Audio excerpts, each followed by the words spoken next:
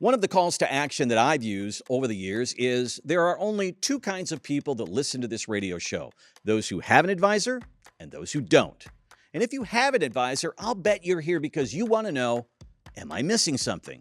Is my advisor missing something?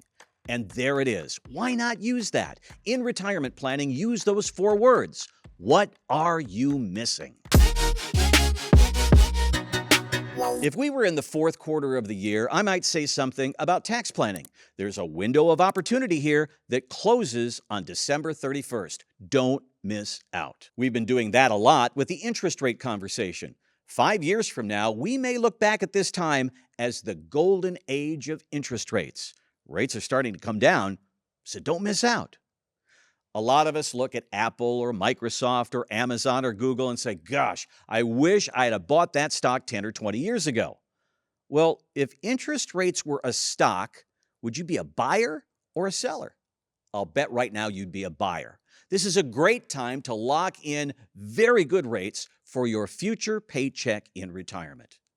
If we were talking 3 years ago and somebody said, I can get you a 4% rate, you would have jumped at it. Well, currently we have rates above 4%. Come in and let's talk about it. There's an acronym out there called TINA. There is no alternative. That's where we were 3 years ago. Interest rates were near zero, and the only way to get any growth was being at risk in the stock market. Now, there is an alternative. And if you don't like the risk of the stock market, let's talk. All of these ideas are telling your listener there's an opportunity here. We need to talk about it. We've done the same tactic with the Trump Tax Cuts and Job Act. Congress is currently talking about extending it, but what if they don't? The time for an IRA to Roth conversion is now.